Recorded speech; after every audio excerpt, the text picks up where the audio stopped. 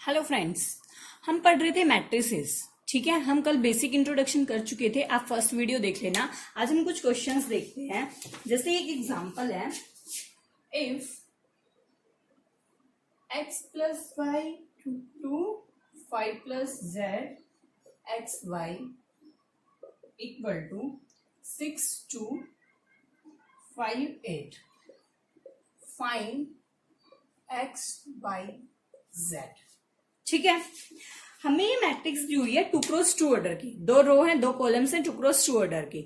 हमें फाइंड करनी है एक्स वाई जेड की वैल्यू। मैंने बताया था कल एक इक्वल मैट्रिक्स क्या होती है, या हम किसी दो मैट्रिक्स को इक्वल कब बोल सकते हैं। ठीक है, तो हम उससे क्या आइडिया लगा सकते हैं, फर्स्ट एंट्री फर्स्ट के इक्वल होती है, सेकंड सेकंड के इक्वल, थर्ड थर्ड के, फोर्थ फोर्थ के। तो हम क्या करेंगे, नाउ कंपेयरिंग दी कोरस्पॉन्डिंग एलिमेंट्स। अब स्टेट में लिख लेना, मैं क्वेश्चंस बता रही हूँ, कंपेयर करेंगे कोरस्पॉन्डिंग एलिमेंट्स के। तो फर्स्ट हुआ x plus Y equal to 6, equation 1। 2 2 के इक्वल है, 5 plus Z equal to 5, equation 2। X Y equal to 8, equation 3। अब हम इन तीनों इक्वेशंस को सोल्व करके एक्स वाई जेड की वैल्यू फाइंड करेंगे। पहले हम देखते हैं from equation 2। From equation 2, equation 2 से क्या आया, 5 प्लस जेड इक्वल टू 5, तो z equal to 5 minus 5 0। z की वैल्यू हमारे पास 0 आ गई। अब हमें देखना है फर्स्ट और थर्ड से। From first and third equation, हम थर्ड इक्वेशन से क्या फाइंड कर सकते हैं, एक्स वाई 8 है तो हम x की वैल्यू निकाल सकते हैं 8 बाई वाई। या आप y की निकाल लो या x की निकाल लो, कोई भी एक वैल्यू निकाल लो और इक्वेशन 1 में पुट कर दो।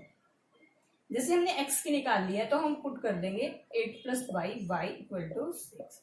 इक्वेशन को सॉल्व करो, 8 plus Y square equal to 6 Y. I hope आपको ये क्वाड्रेटिक इक्वेशन सॉल्व करनी आती होगी, ये हम छोटी क्लासेस में पढ़ते हैं। तो इस इक्वेशन को लिख लो। ठीक है, अब इसके फैक्टर बनाने हैं। फैक्टर क्या होंगे, minus 4y minus 2y, Y minus 4 minus 2, y minus 4 equal to 0। Equate करोगे, y माइनस 2, y माइनस 4। यहाँ हल कर देती हूँ मैं। y की वैल्यू एक आ गई 2, एक आ गई 4। जब हमारा y इक्वल टू 2 है तब हम इक्वेशन 1 में पुट करके निकालेंगे, फ्रॉम 1 x इक्वल टू 4। जब हमारा y इक्वल टू 4 है तो हमारा x आ जाएगा 2। ठीक है, तो हमें एक्स वाई जेड की वैल्यू फाइंड करनी थी। तो हमारे पास z की तो सिंगल वैल्यू आई है 1, तो हम लिख देंगे हैंस एक आई x की क्या है 2, y की 4 0 और सेकंड आई है 4 2 0। ये हमारा आंसर है। ठीक है, बहुत ही इजी क्वेश्चन है। इससे पहले वालों में तो सिर्फ ऑर्डर और वगैरह फाइंड करना था, फिर भी कोई डाउट हो तो पूछ लेना। ऐसे ही इसे नेक्स्ट एग्जांपल है जो कि एनसीईआरटी का एग्जांपल है, उसमें भी हम ऐसे ही इक्वेट करके निकाल सकते हैं डायरेक्ट इक्वेशन। फिर भी कोई डाउट हो तो पूछ लेना। ठीक है, फर्स्ट एक्सरसाइज में तो ऐसा ही कुछ था और कुछ भी नहीं है। तो ऐसे ही सेम आप एक्सरसाइज के एनसीईआरटी एक्सरसाइज का क्वेश्चन नंबर 6 और 7 कर सकते हो। ठीक है, अब हम देखते हैं 8th क्वेश्चन। है तो सिमिलर बट उससे मैं करवा देती हूँ। एनसीईआरटी का है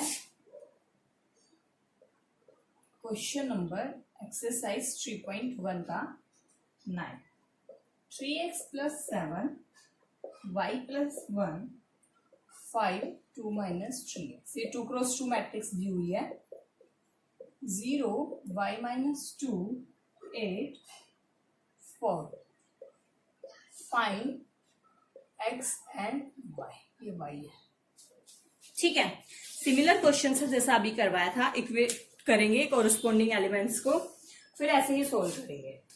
तो फर्स्ट है 3x plus 7 equal to 0, equation 1। y minus 2 equal to 5, equation 2। y plus 1 equal to 8 3, 2 minus 3x equal to 4। ठीक है, चारों इक्वेशंस को सोल्व करके एक्स वाई की वैल्यू फाइंड करेंगे। फर्स्ट लेते हैं पहले। फर्स्ट से हमारे पास 3x equal to minus 7, x equal to minus 7 by 3। x की ये वैल्यू आ गई। यहां से y की आ गई 5 + 2 7। ठीक है, बट हम ये नहीं है कि जैसे फर्स्ट दो इक्वेशन से हमने पता लग गया ये वैल्यू है तो हम डायरेक्ट आंसर टिक कर देंगे, नहीं। अगर हमारे पास जैसे इस क्वेश्चन में 4 ऑप्शंस दिए हुए हैं तो हम उन ऑप्शंस में देखेंगे, जैसे आगे वाली इक्वेशन है इससे हम फाइंड करते हैं तो इसमें तो y आ गया सेम, तो हमें ये तो आइडिया हो गया जितनी भी इक्वेशन है सारी सेटिस्फाई करनी चाहिए वो वैल्यू, तो इसमें तो हमें आइडिया हो गया कि हमारा y = 7 कंफर्म है। अब हमें x को चेक करना है कि हमारा x -7/3 है या नहीं है, या तो तुम x को -7/3 से इक्वेशन में पुट करके देख लो 4 आ रहा है या नहीं आ रहा है। अगर आ रहा है तो वेल एंड गुड, x की वैल्यू हो जाएगी, y की वैल्यू 7 हो जाएगी। बट हम यहां से जब फाइंड करते हैं तो हमारे पास क्या आता है, -3x = 4 - 2 टू x की वैल्यू आई -2/3। अब चेक करो, यहां से x आ रहा है 2/3, यहां से x आ रहा है -7/3। बट ऐसा पॉसिबल नहीं होता कि हमारे पास एक ही मैट्रिक्स है, एक एलिमेंट्स के दो वैल्यू फाइंड कर सके। अगर कहीं और ज्यादा नंबर जैसे x की जगह z होता तो हो सकता था, बट सेम नंबर की दो वैल्यू नहीं हो सकती, क्योंकि फिर हमारी मैट्रिक्स इक्वल नहीं आएगी, इक्वालिटी खत्म हो जाएगी। इसीलिए हम यहाँ पे उसका ऑप्शन बी होगा, मतलब not possible to find, value निकालनी पॉसिबल नहीं है क्योंकि हमारे पास x की सिंगल वैल्यू नहीं आ रही है, x और y की सिंगल वैल्यू आना चाहिए। कई बार हमारे पास ऐसा क्वेश्चन आता है हम उसमें मिस्टेक कर देते हैं, तो आप ये ध्यान देना, ठीक है। तो not possible to find, y की 6 से 7 आएगी, x की पॉसिबल नहीं है, तो कंप्लीट उसका सोल्यूशन हो जाएगा बी। और इस टाइप का क्वेश्चन एक 100% आता है एग्जाम में, तो अच्छे से कर लेना। इसके 4-5 क्वेश्चन है, बिल्कुल सेम है, x y की वैल्यू फाइंड करनी है। फिर कोई डाउट हो तो मैसेज कॉमेंट सेक्शन में बता देना, मैं सोल्व करवा दूंगी। फिर है जैसे क्वेश्चन नंबर 10, इसी का क्वेश्चन 10 में क्या है, हमें निकालनी है number of possible matrices of order 3x3 with entries 0 and 1 each entry. ठीक है, सबसे पहले हमें क्या पता है, 3x3 की मैट्रिक्स बनानी है। 3x3 है, कल मैंने ऑर्डर तो आपको बता दिया था, 3x3 यहां हम ऑर्डर लिखते हैं रो इनटू कॉलम। अब एलिमेंट्स कितने होते हैं, इन दोनों को मल्टीप्लाई कर दो, 20 3 या 9, जितने इनकी मल्टीप्लाई करके आता है ऐसे एलिमेंट्स होते हैं। जैसे फॉर एग्जांपल 2 3 5 7 8 4, ये है 2x3 की मैट्रिक्स है, तो इसमें एलिमेंट्स कितने होंगे 6। इनको मल्टीप्लाई करना होता है, जितना इनका मल्टीप्लिकेशन आएगा उतने ही एलिमेंट्स होते हैं। जैसे 1 2 3 4 5 6 ये एलिमेंट्स होते हैं, ठीक है, ऐसे एलिमेंट्स होते हैं। तो हमें ऐसी मैट्रिक्स फाइंड करनी है पॉसिबल कितनी होगी जो 3x3 की है और उसकी हर एंट्री 0 है या 1 है, ठीक है। मतलब ये हो गए 9 एलिमेंट। फर्स्ट हमारे पास 0 हो सकता है, 1 हो सकता है, सेकेंड हमारे पास 0 हो सकता है, 1 0 1 0, ये सारे 9 एलिमेंट्स 0 और 1 हो सकते हैं, ठीक है। बट हम ये नहीं बोल सकते कि सिर्फ 0 आ गया, कहीं पे 0 आ सकता है कहीं, बट इनसे अलावा कुछ नहीं होगा, ये हमें क्वेश्चन में गिवन है।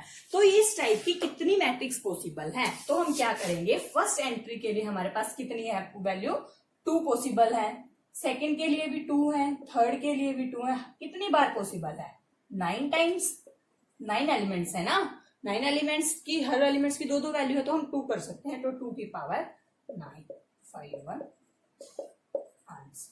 ऐसे ही अगर हमारे पास कोई और क्वेश्चन होता और 0 1 2 दिया होता, ठीक है, जैसे ईच एंट्री इज 0 1 2, तो हम 3 की पावर 9 कर देते। 3x3 है तो 3 की पावर 9। अगर हमारे पास मैट्रिक्स होती 2x2 की, फिर हम कर देते 3 की पावर 4 एलिमेंट्स हैं तो 4, ठीक है। जितने एलिमेंट्स हो गए उसी की चॉइस के अकॉर्डिंग ऐसे कर सकते हैं। हमें क्वेश्चन में 3x3 की और 2 एलिमेंट्स पूछा है, तो 2 की पावर 9 हो जाएगा, वो आएगा 512, ठीक है। आई होप आपने और 3.1 तो कर ली होगी, किसी क्वेश्चन में कोई डाउट नहीं होगा, ये 2 क्वेश्चन हो सकते थे। तो अब हम चलते हैं 3.2 की साइड, जिसमें आज हम एडिशन वगैरह देखेंगे, कल उसके क्वेश्चंस करेंगे, आज हम उसका इंट्रोडक्शन पार्ट देखते हैं, ठीक है। तो हम देखते हैं एडिशन ऑफ मैट्रिसेस। मतलब हम दो मैट्रिक्स को कैसे जोड़ सकते हैं? हमारे पास ए है, A11, ठीक है, बी है,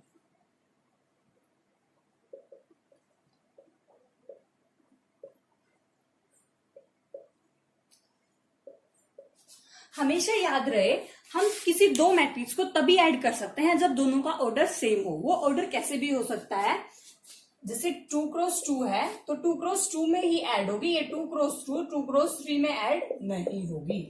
हमेशा दोनों मैट्रिक्स का ऑर्डर सेम होना चाहिए, तभी हम एडिशन कर सकते हैं, तभी हम सब्सट्रैक्शन कर सकते हैं, ठीक है।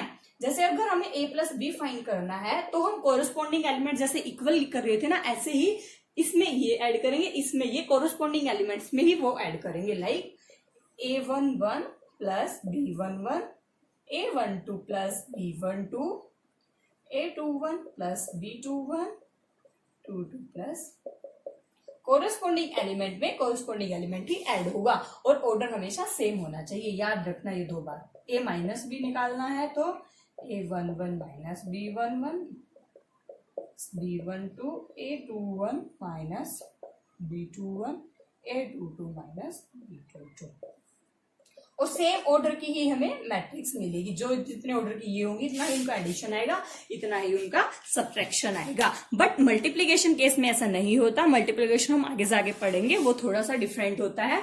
ऐसे ही ये हो गया एडिशन, सब्ट्रैक्शन भी हो गया। ऐसे ही आता है स्केलर मल्टीप्लिकेशन। स्केलर मल्टीप्लिकेशन का मतलब है किसी स्केलर से मल्टीप्लाई, लाइक के ए, तो के A11 हर एलिमेंट की उस एलिमेंट से मल्टीप्लाई कर दो। जैसे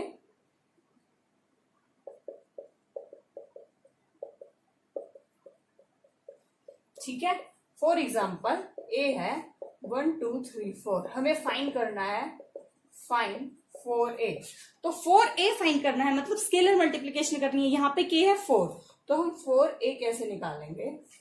4 8 12 16, इस हर एलिमेंट्स को 4 से मल्टीप्लाई कर दो। एक एडिशन का एग्जांपल लेते हैं, जैसे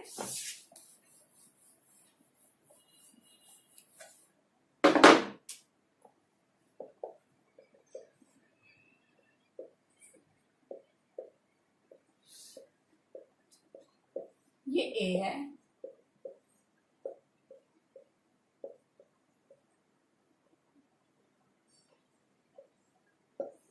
ठीक है, ऑर्डर चेक करा, 3x3 है, 3x, एडिशन पॉसिबल है तो हम a प्लस बी निकालेंगे। 4 में 1 ऐड होगा, 5 में 4 होगा, 9 9 5 14, 3 में 7 10, 5 8 13, 5 5 एडिशन भी 3x3 ही आएगा, ठीक है। ऐसे हम एडिशन फाइंड, सब्सट्रैक्शन करना हो तो इसमें से माइनस कर देना, कोई भी माइनस, b माइनस ए हो सकता है, a प्लस बी तो हमेशा b प्लस ए के इक्वल होगा एडिशन के केस में, ठीक है। इसको वैसे कम्यूटेटिव भी बोलते हैं, ये हम आगे देखेंगे। a plus B equal to B plus A, addition के केस में उसको कम्यूटेटिव बोलते हैं। a माइनस बी कर सकते हो, b माइनस, कुछ भी फाइंड कर सकते हो, 4a निकाल सकते हो, 5b कैसे भी कर सकते हो। तो एडिशन, सब्सट्रैक्शन और स्केलर मल्टीप्लिकेशन हम डायरेक्ट सेम ऑर्डर होना चाहिए। जैसे हमें ऐसे भी हो सकता है, जरूरी नहीं है कि n cross m equal to n ही हो, स्क्वायर मैट्रिक्स ही हो, रेक्टेंगुलर मैट्रिक्स में भी हम एडिशन कर सकते हैं। जैसे ये है, ठीक है, b है,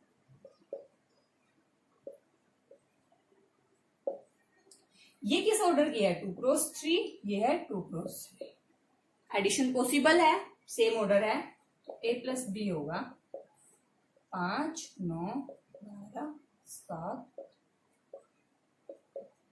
ये भी सेम ऑर्डर का आएगा। बट अगर हमारा एग्जाम्पल ऐसा कुछ है, a ये है,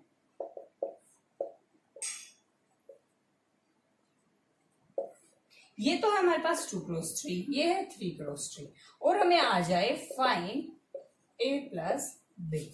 तो उसके लिए आप क्या करोगे, ये है 2 क्रॉस 3, ये है 3 क्रॉस 2, तो हमेशा a प्लस b हमेशा क्या वैलिड होता है, जब हमारा ऑर्डर सेम हो। तो ये पॉसिबल नहीं है, नॉट पॉसिबल। ठीक है, तो फ्रेंड्स ये पूरी एक्सरसाइज नेक्स्ट ऐसी ही है। आप क्वेश्चंस ट्राई करना, किसी भी क्वेश्चन में कोई डाउट आता है तो पूछ लेना। फिर हम नेक्स्ट कल कुछ ऐसे क्वेश्चंस देखेंगे जिसमें आपको प्रॉब्लम हो सकती है। तो फ्रेंड्स वीडियो कैसी लगी कमेंट सेक्शन में जरूर बताना, और कोई भी डाउट है आप पूछ सकते हो।